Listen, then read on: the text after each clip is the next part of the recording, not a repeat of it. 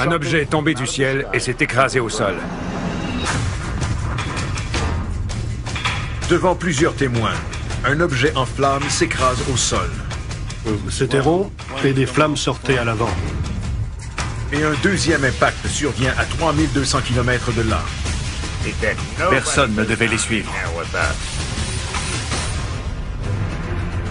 La technologie dévoile de nouvelles pistes sur l'un des sites. Ce n'est définitivement pas naturel. Et les témoins parlent d'hommes en noir sur un autre. Il faisait partie d'un organisme inconnu. Qui ou qu'est-ce qui s'écrase dans ces régions? Était-elle contrôlée de manière intelligente? Assurément. Que sait le gouvernement sur ces incidents? Je ne vois pas comment les militaires pourraient cacher ça. Voici l'enquête numéro 65303. Écrasement d'OVNI.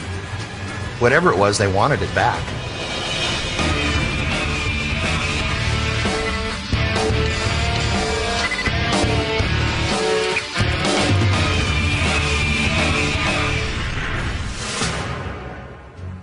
J'ai levé les yeux et un objet en feu qui volait vers le sud éclairait le sol. 14 mai 2008. Needles, en Californie.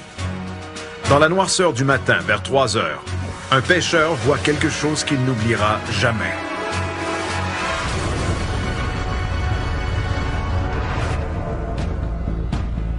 Une boule de feu bleu éclaire le fleuve Colorado. Et quelques secondes plus tard, elle s'écrase dans le désert. Certains croient d'abord qu'il s'agit d'une météorite, mais ils ne peuvent pas expliquer la couleur étrange. Et ce n'est pas tout. En quelques minutes, 5 hélicoptères anonymes arrivent sur les lieux. Des hélicoptères à double rotor de type militaire, dont l'un est muni d'une immense grue aérienne. Peu après, des témoins ont vu les appareils quitter les lieux en héliportant quelque chose. Selon les témoins oculaires, l'objet mesure environ 10 mètres de long et est aussi massif qu'un camion-citerne. Plus impressionnant encore, l'objet bleu brûle toujours.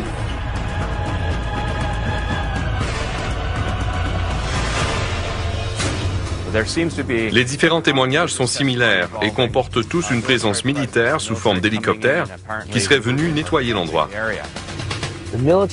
Les militaires ont été très rapides et les hélicoptères ont vite fait de tout ramasser sur le site de l'écrasement. L'enquête à Needles n'est pas terminée. Nous ignorons où se trouve le site de l'écrasement, mais un objet s'est écrasé. Et nous tenterons de localiser l'endroit exact pour savoir ce qui s'est passé.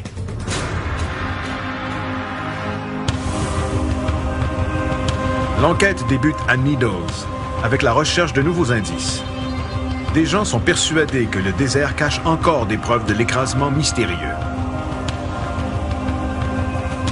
Ted Ackworth tentera de trouver l'endroit précis où l'objet s'est écrasé.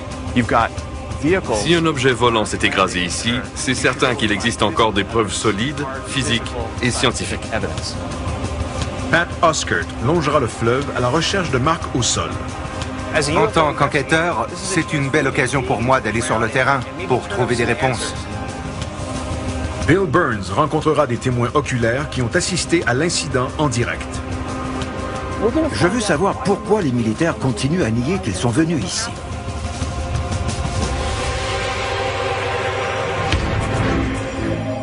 L'enquête débute à la station radiophonique KTOX de Needles, où Bill et Pat rencontrent le propriétaire David Hayes. Nous essayons de savoir ce qui s'est vraiment passé le 14 mai. Je suis en compagnie de Bill Burns et de Pat Oskert. Si vous avez de l'information sur l'incident du 14 mai, appelez-nous. Selon David Hayes, de nombreux auditeurs ont appelé à la station le matin du 14 mai pour rapporter des faits. Et les appels continuent d'affluer. Nous allons prendre un appel. Bonjour, vous êtes en direct? L'objet avait-il une forme particulière?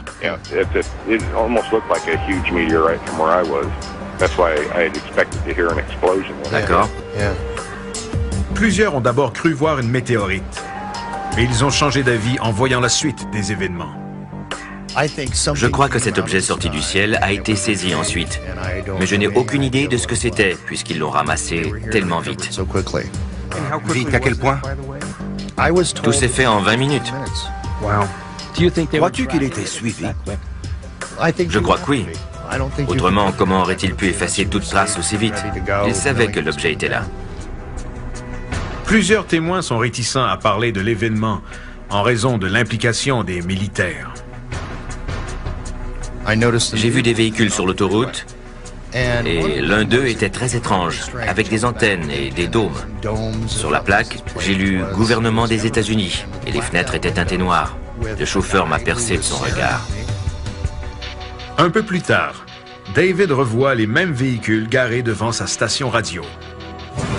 Ils étaient garés à moins de 100 mètres de la station. Et sans en être certain, les véhicules semblaient munis d'une technologie électronique très avancée, comme pour me surveiller. La présence des véhicules de surveillance ne s'arrête pas là. Le jour de l'écrasement, en après-midi, des gens ont vu arriver des avions étranges et anonymes à l'aéroport local. Les avions sont blancs, avec une rayure rouge, et pour certains, ils sont très familiers.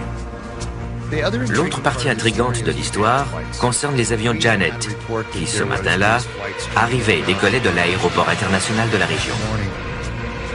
Janet n'est pas le nom d'une compagnie aérienne officielle, mais le nom attribué à ces avions blancs et rayés rouges qui sont en opération depuis les années 1970. Voici l'un de ces appareils vus à l'aéroport international McCarran à Las Vegas. Les vols Janet transporteraient les travailleurs secrets vers des endroits isolés et maintenant célèbres, dont la zone 51.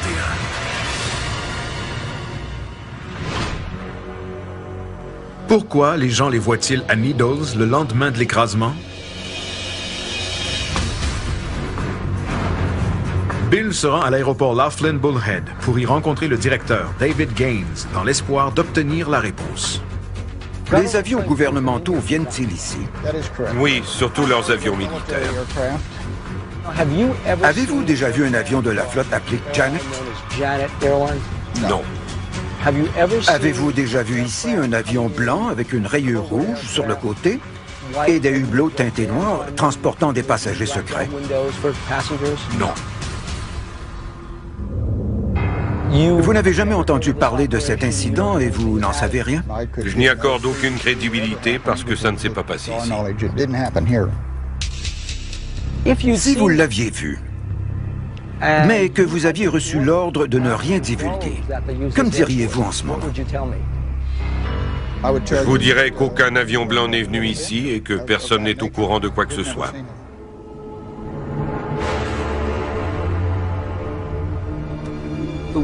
Des témoins ont dit que le 14 mai, un avion Janet a atterri ici alors qu'il faisait encore sombre. Mais David Gaines nie tout.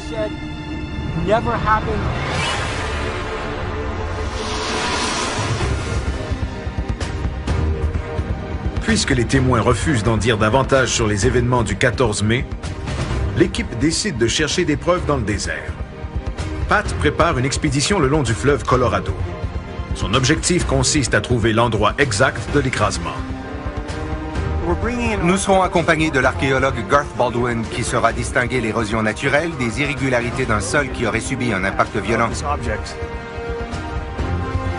La mission ne sera pas facile. La végétation est très dense. Nous allons marcher dans le désert pour tenter de trouver des indices d'incendie et d'un impact.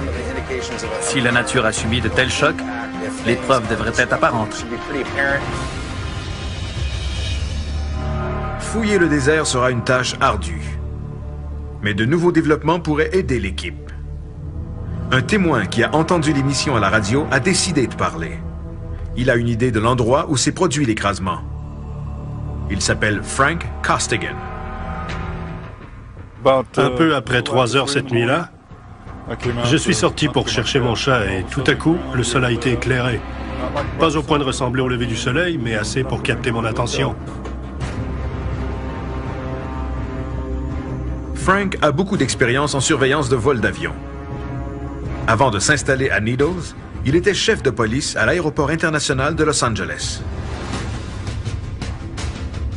L'objet avait quelle forme? Il était rond et des flammes sortaient à l'avant, des flammes turquoises. Il était environ 5 à 6 fois plus long que large et je suis persuadé d'avoir entendu un boom supersonique quand il a ralenti jusqu'à la vitesse du son. S'est-il écrasé? Je ne sais pas.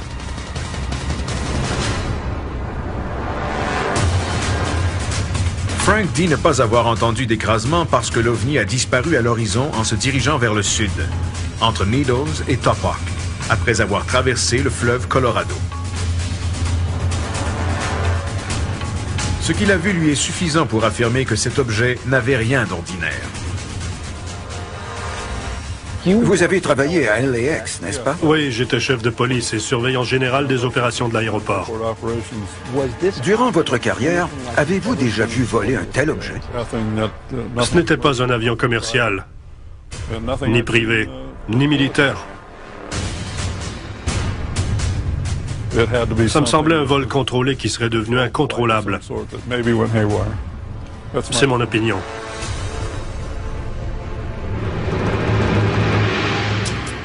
Si cet objet volant était contrôlé, qui le guidait et d'où venait-il?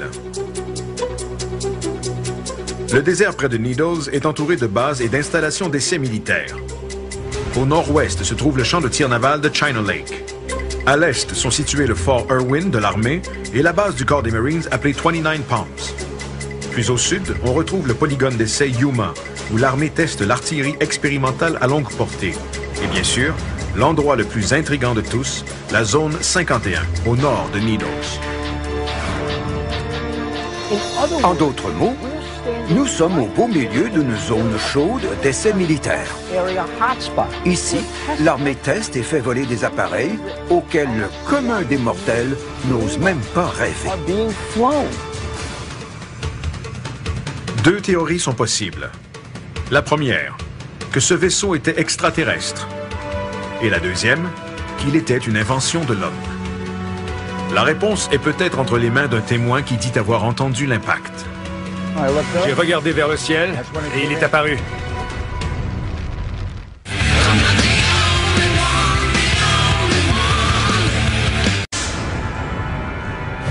Il aperçut un nuage et un autre objet le suivait derrière. Tôt, un matin de mai 2008, quelque chose s'est écrasé dans le désert près de Needles, en Californie. De nombreux témoins ont vu l'objet bleu être transporté par les hélicoptères de l'armée. L'histoire cache encore quelque chose qui pourrait être la clé du mystère. Ce genre d'incident s'est déjà produit dans le passé. En juillet 1947, un autre écrasement dans le désert a attiré l'attention du monde entier sur la petite ville de Roswell, au Nouveau-Mexique. L'annonce publique des militaires disant qu'ils avaient récupéré un disque volant a choqué la planète entière. Des militaires de la base aérienne locale auraient été envoyés pour nettoyer le site de l'écrasement et auraient sommé les travailleurs de ne laisser aucun indice derrière eux. Quelques jours plus tard, les militaires changent leur version des faits et affirment qu'il s'agissait d'un ballon météorologique. À Needles, l'équipe a trouvé un témoin important qui a accepté de participer à l'enquête, à condition que son vrai nom ne soit pas dévoilé. Le témoin, qui s'appellera simplement Bob, rencontre l'équipe sur le fleuve Colorado, près de l'endroit où il a vu l'objet le 14 mai.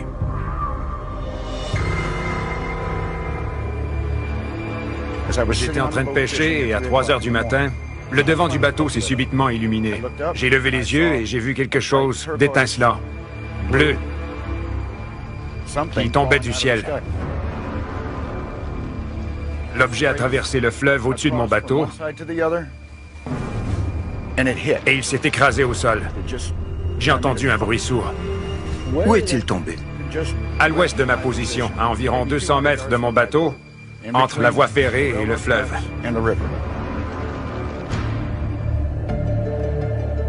Bob explique qu'une quinzaine de minutes plus tard, des hélicoptères militaires sont arrivés.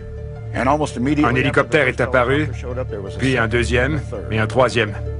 Le plus gros est arrivé peu de temps après. Il a volé au-dessus de mon bateau, s'est rendu au site de l'écrasement, il est descendu et quelques instants plus tard, il est reparti. Bob a non seulement vu les hélicoptères arriver, il a également été témoin de leur départ avec le présumé OVNI accroché au gros hélicoptère. Avez-vous vu l'objet être héliporté? Oui, monsieur. Et c'est à ce moment que j'ai vu la forme de l'objet, parce qu'il était éclairé par les autres hélicoptères. Et il était encore extrêmement chaud.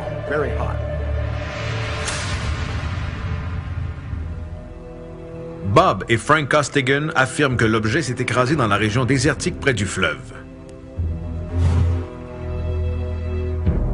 Les recherches débutent. L'archéologue Garth Baldwin cherchera des irrégularités au sol. On devrait voir plusieurs signes de l'impact. Nous cherchons des déplacements de sol, des marques différentes et des changements de texture dans le sable et la terre. La sauge et le gazon poussent très lentement. Alors toute différence devrait être facile à voir. Parfait. Je pense qu'on aura de la chance parce que les militaires ont nécessairement laissé des traces.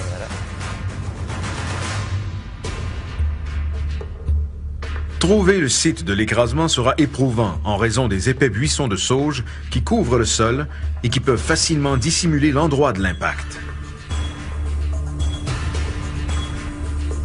L'équipe décide donc de survoler la région à basse altitude.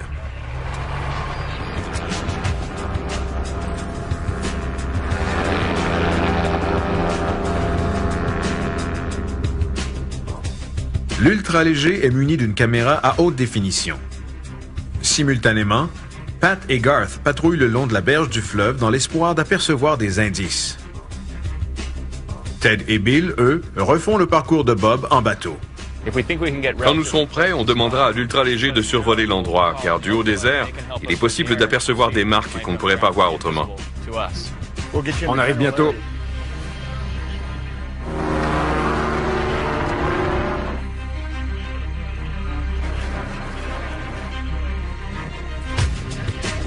Une heure plus tard, Bob voit quelque chose. Vous voyez le buisson qui touche l'eau? Ouais. C'est là. On doit s'en approcher.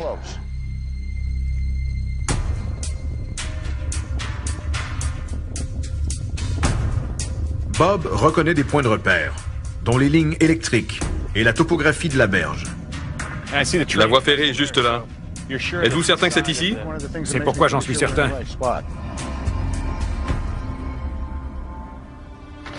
L'ultra-léger est appelé pour du soutien aérien.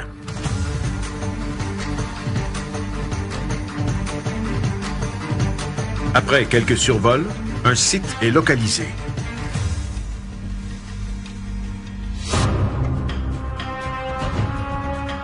Notre pilote Glenn a cru voir un endroit brûlé au sud. Cela concorderait avec ce que vous avez vu, Bob. Effectivement, de notre position, ça s'est passé au sud. Les traces de brûlure résultent possiblement de l'écrasement de l'objet. Je propose d'effectuer des transects en S. Nous marcherons en formant des S, en équipe de 2, séparés de 20 ou 30 mètres de distance, pour couvrir une grande superficie rapidement. Partez d'ici, on partira de là et on se rejoindra. Allons-y avant que le soleil se couche.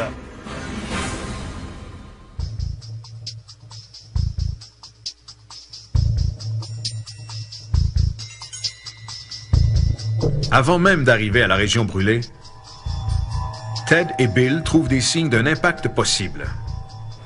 Là-bas. Allons voir. La dimension est celle qu'on recherche. Exactement. Ce petit monticule est plutôt étrange, non? Oui. Et la dimension de ce cratère correspond aux descriptions. En fait, on voit uniquement une partie d'un cratère de ce côté. Si un objet atterrit ici en repoussant le sable devant lui, il serait normal de voir une dune comme celle-ci. Je vois une forme de fer à cheval dans cette direction. Fascinant. C'est précisément la trajectoire décrite par Bob. Tout à fait.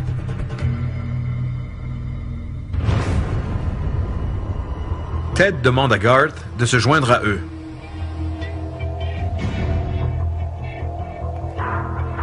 Je ne vois pas de traces d'un impact direct. Je ne vois pas non plus de signes de végétation qui aurait brûlé parce qu'autour, tout est intact. Il n'y a pas eu d'impact ici.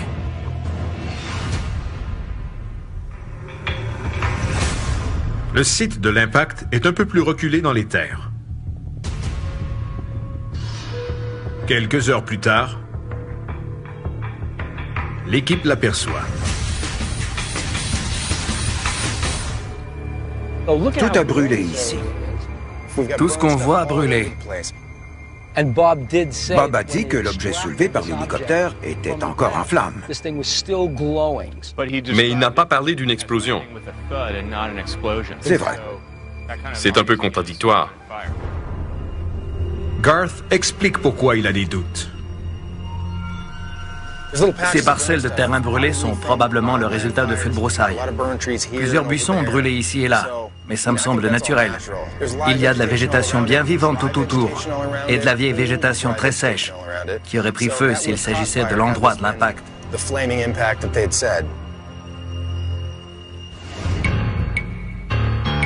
N'ayant trouvé aucune preuve physique, les recherches ne sont pas concluantes quant au lieu de l'écrasement tel que décrit par Bob. Mais avec autant de terrain à couvrir, il est peut-être caché quelque part.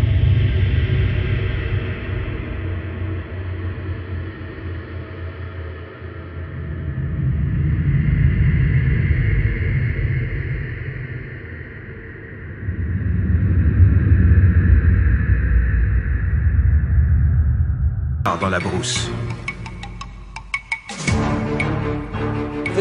C'est beaucoup plus difficile que prévu. Notre pilote a trouvé des endroits brûlés du haut des airs et nous les avons tous examinés de près sans trouver de preuve d'un impact. Nous allons continuer en espérant être chanceux. Pendant les recherches au sol, un nouvel indice fait surface. George Knapp, journaliste enquêteur pour KLAS Television à Las Vegas, cherche également des réponses sur le présumé écrasement d'OVNI à Needles. Durant ses recherches, il a rencontré des représentants du gouvernement qui seraient des hommes en noir. Des agents qui auraient tenté d'intimider les témoins qui ont vu les OVNI afin de garder ces incidents secrets. George Knapp a vu ces gens, il sait qui ils sont, il connaît leurs intentions et leurs activités.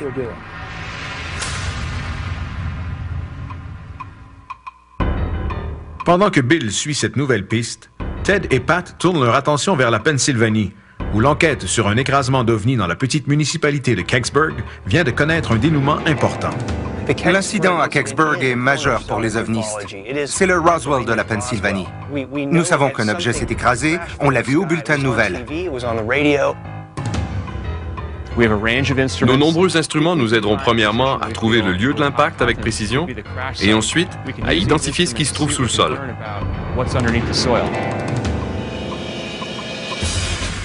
Ted prépare une analyse approfondie du site de Kecksburg à l'aide du témoignage du dernier témoin vivant. Son objectif consiste à prouver que les militaires tentent de cacher l'incident depuis de nombreuses années. J'étais ici, je marchais. Et quand je l'ai vu, je me suis dit que ça venait d'un autre monde.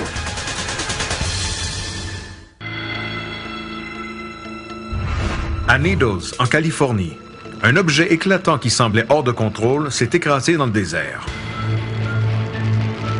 Les témoins disent qu'il a été récupéré par un groupe d'hélicoptères de l'armée. Mais l'incident ne s'arrête pas là. Des gens ont vu des avions anonymes se poser à l'aéroport local. Des avions identiques à ceux qui assurent le transport à la base militaire ultra secrète appelée Zone 51. Ce genre d'incident est arrivé auparavant, et pas seulement à Roswell. Il y a 40 ans, un objet s'est écrasé dans la petite ville paisible de Kecksburg, en Pennsylvanie. L'objet en question n'était pas hors de contrôle. Et selon les témoins, quelqu'un devait être à ses commandes.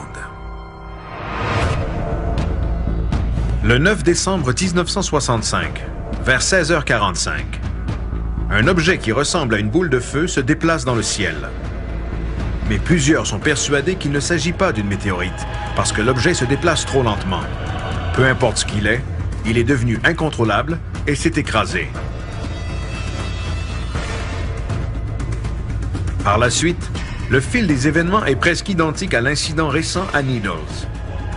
Est-ce une coïncidence?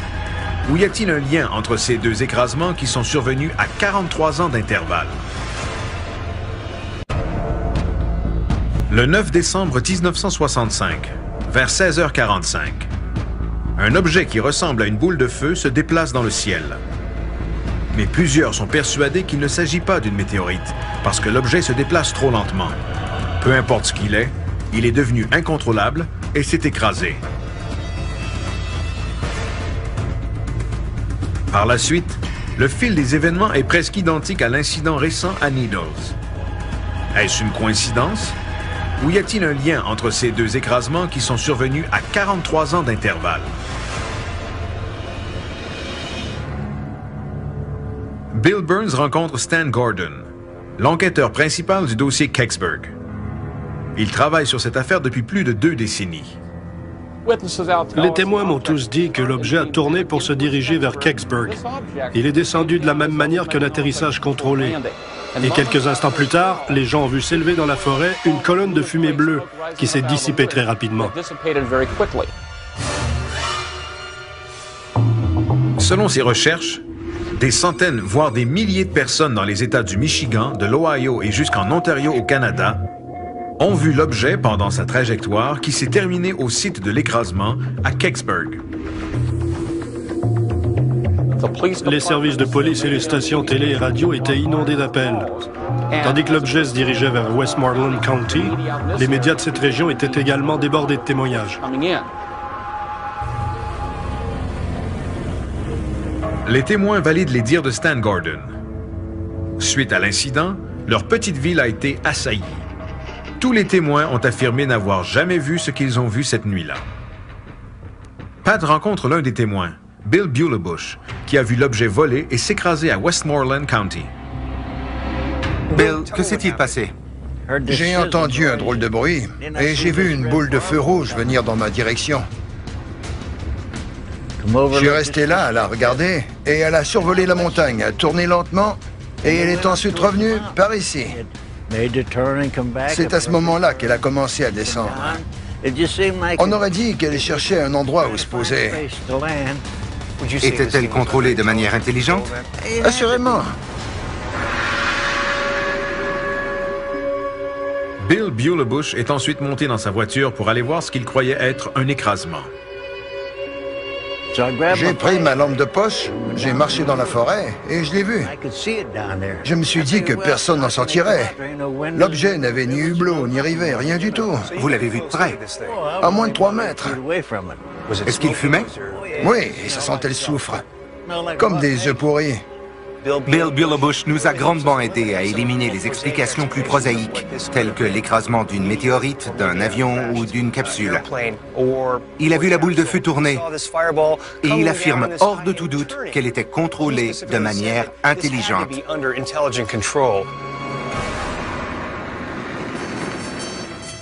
Peu après, le personnel d'urgence se rend au site de l'écrasement. Le pompier volontaire Jim Romanski fait partie des premiers répondants et il est stupéfait par ce qu'il voit. J'étais estomaqué parce que je m'attendais à voir un avion.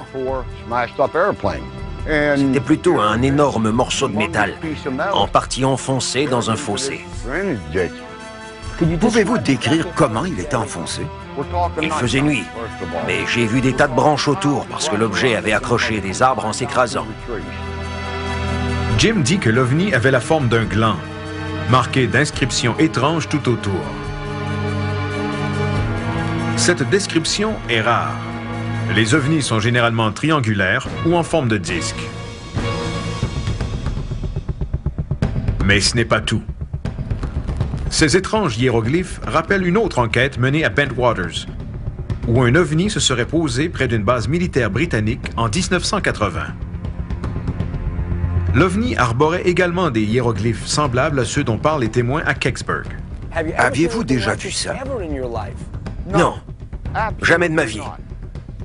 J'étais ici, je marchais, et quand je l'ai vu, j'ai bien examiné cette chose. J'ai réfléchi, et je me suis dit que ça venait d'un autre monde.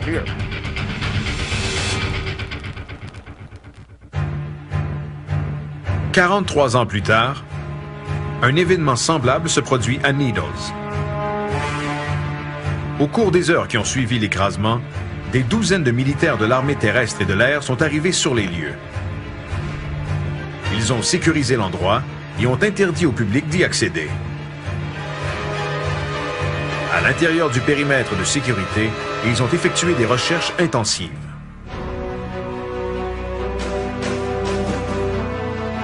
Bob Gaddy, journaliste au Greensburg Tribune, a été envoyé au site de l'écrasement et il se souvient très bien de la présence intimidante des militaires. À mon arrivée, il y avait déjà au moins une douzaine de militaires sur les lieux, en plus des policiers de l'État de Pennsylvanie. Je leur ai dit que je devais aller voir. Et ils m'ont répondu qu'il n'y avait rien à voir. Alors j'ai demandé pourquoi ils m'interdisaient l'accès s'il n'y avait rien.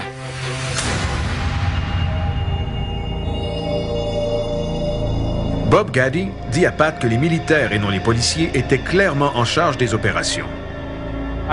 Dans une situation à l'apparence civile, je n'ai jamais vu de militaires prendre le contrôle du site d'un accident.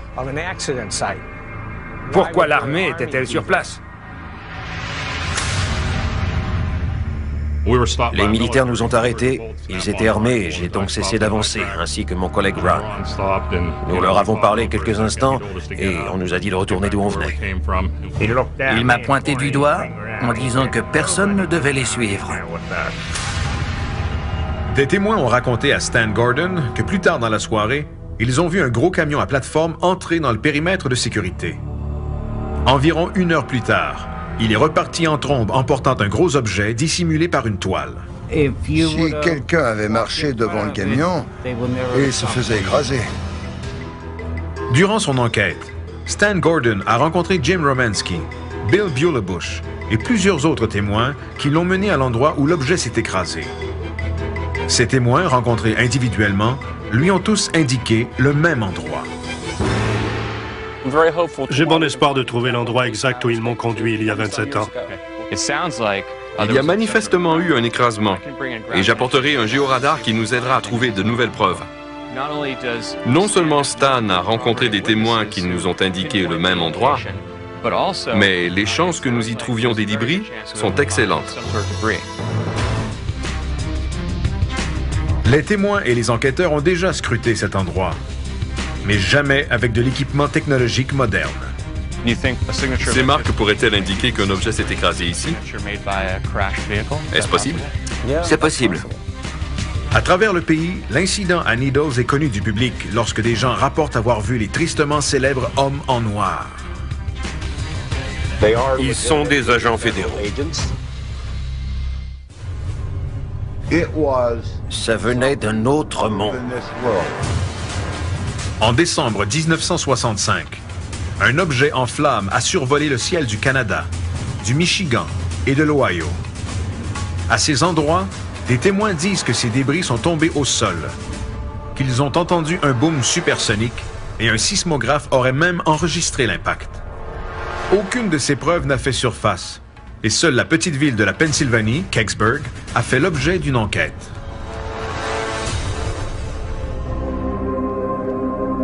Plusieurs témoins ont rapporté que c'est dans ce ravin que s'est écrasé l'objet en forme de gland, marqué de hiéroglyphes.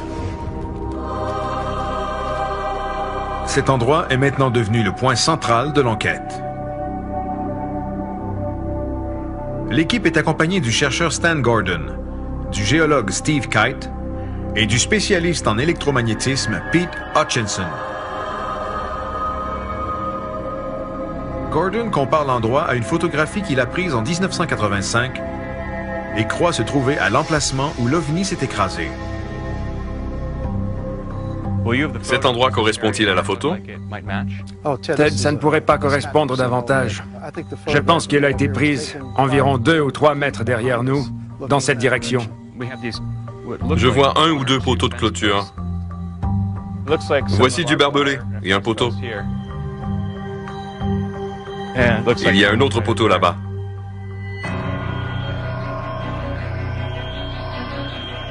Les poteaux de clôture identifiés grâce à la photographie de Stan Gordon et les témoins sur place indiquent que l'écrasement s'est bel et bien produit à cet endroit.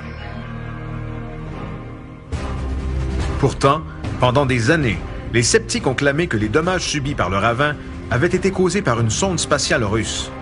La sonde Cosmos 96, lancée pour atteindre la planète Vénus, avait la même taille et la même forme que le présumé OVNI.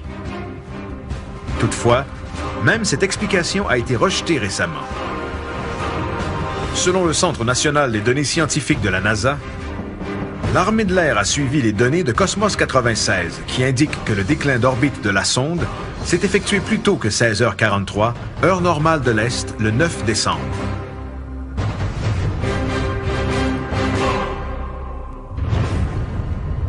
L'intérêt de la NASA envers cet écrasement remonte à plus loin dans le temps. À cet endroit précis, en 1965, des témoins ont vu des représentants de la NASA collaborer avec les militaires. J'ai vu des hommes de la NASA en uniforme et certains portaient des combinaisons blanches.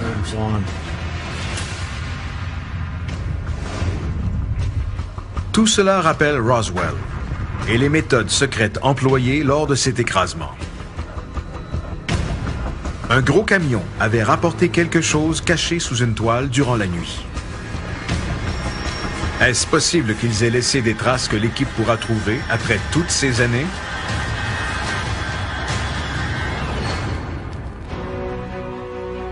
Pete Hutchison a plusieurs instruments scientifiques pour analyser le sol. Nous allons examiner le sol attentivement pour tenter de trouver des preuves enfouies de l'écrasement qui s'est produit ici il y a 43 ans.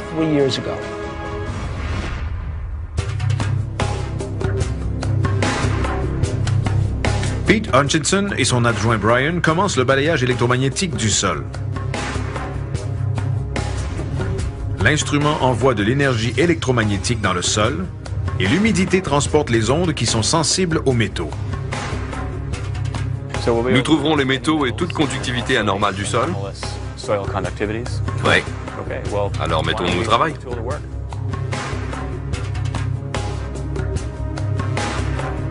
Durant leur recherche, le balayeur identifie la conductivité métallique, sans toutefois donner d'informations sur la taille et la forme du métal, opération qui exige d'autres appareils. De nombreuses anomalies apparaissent sur la carte en 2 dimensions. Le rouge indique un niveau plus élevé, mais de quel ordre? Manifestement, il y a du métal enfoui à cet endroit. Est-ce un élément qui découle de la nature? En noir, on voit ce qui est naturel et ça exclut la partie en rouge. Ces marques pourraient-elles indiquer qu'un objet s'est écrasé ici? C'est possible? C'est possible.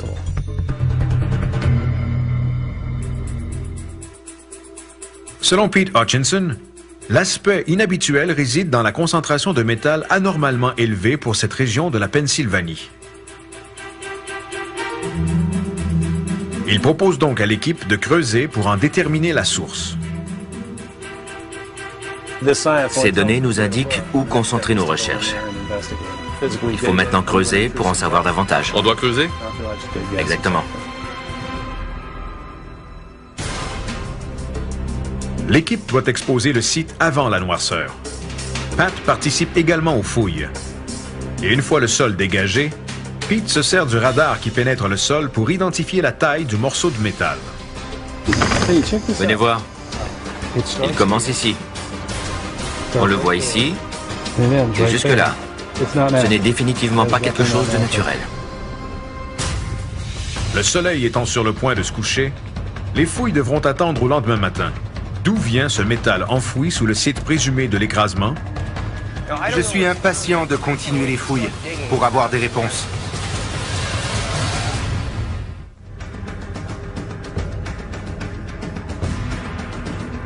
Dans le cadre de l'enquête sur l'OVNI qui se serait écrasé à Kecksburg, un radar pénétrant le sol a révélé une source métallique anormale à l'endroit exact où des témoins croient qu'un OVNI s'est écrasé en 1965.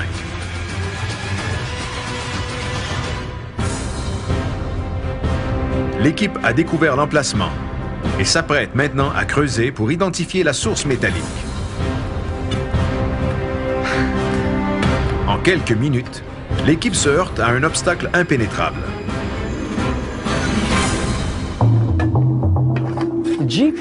Le radar nous a indiqué une conductivité métallique et nous sommes confrontés à un lit rocheux. L'objet peut être dissimulé sous la pierre, mais cette possibilité est très peu probable. Le radar a peut-être capté des résidus métalliques de l'objet sur la pierre.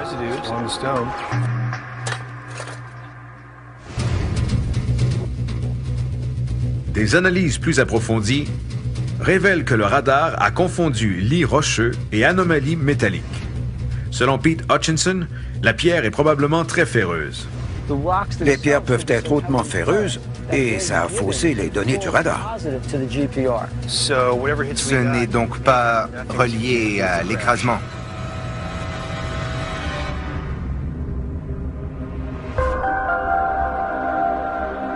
Malgré le faux signal généré par le lit rocheux, les témoignages et les entrevues individuelles qui ont soulevé les mêmes faits rendent ce site intéressant.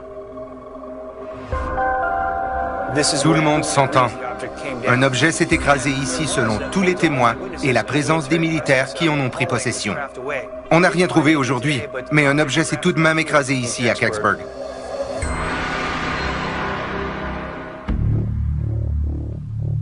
Bill reporte son attention à Needles. George Knapp, journaliste enquêteur pour KLAS Television à Las Vegas, a une piste étonnante sur les hélicoptères qui auraient été vus après l'écrasement. Je travaillais sur un article sur les hélicoptères noirs avant de commencer à m'intéresser à l'incident de Needles. Nous savions déjà d'où ils provenaient, c'est-à-dire de Fort Campbell au Kentucky. Ils sont surnommés les Night Stalkers. Task Force 160. Les Night Stalkers, ou Task Force 160, est un régiment aérien spécial dont tous les membres doivent avoir une cote de sécurité de niveau secret. George Knapp a effectué des recherches sur un groupe d'hélicoptères noirs qui serait intervenu lors de l'écrasement à Needles et il a découvert qu'il s'agissait des Night Stalkers, le même groupe qui a transporté un objet en flammes après l'incident Cash Landrum au Texas en 1980. L'incident Cash Landrum, à l'instar de celui de Needles, impliquait des hélicoptères militaires qui ont poursuivi un objet lumineux pour ensuite disparaître à l'horizon. Cet incident a causé des maladies radioactives très étranges à 3 témoins oculaires. George Knapp va encore un peu plus loin et découvre que le personnel militaire travaillait sur des projets top secrets et sans nom à Needles. S'agit-il des hommes en noir mentionnés par plusieurs témoins oculaires? Ces hommes sont partis de Needles pour retourner à Las Vegas. Et à bord de leur véhicule, ils se sont arrêtés près de nous, ont laissé leur véhicule en marche et sont venus nous parler. Ils nous ont dit être des agents fédéraux sans jamais nous mentionner de quel organisme ils faisaient partie. Et ils nous ont dit qu'ils transportaient des armes nucléaires. La présence de ces agents à Needles demeure toutefois un mystère. Ce groupe est entraîné et dangereux. On parle de commandos qui transportent toutes sortes d'armes. N'étant pas des gens très commodes, je pense qu'ils ne seront pas heureux de toute cette attention qu'on leur porte.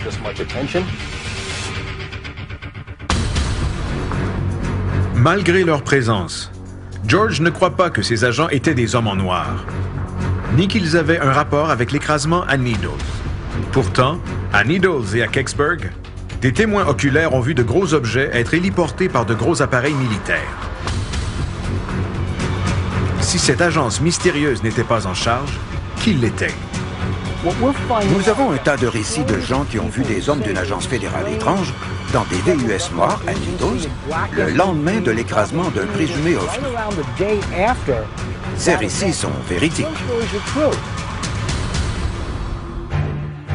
Peu importe ce qui s'est passé, des avions de la zone 51 ont été vus à proximité. Les hélicoptères qui ont apporté l'objet étaient peut-être impliqués dans un autre incident où des gens ont été exposés à des radiations. On sait maintenant avec certitude que des agents fédéraux se trouvaient dans la région de Needles et qu'ils possédaient des armes nucléaires.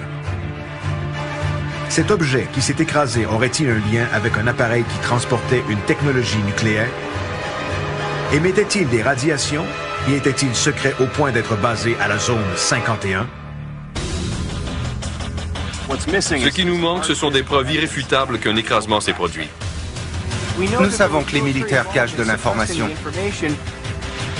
Ils arrivent sur les lieux, transmettent de la fausse information, et ensuite ils nient tout ce qui s'est passé.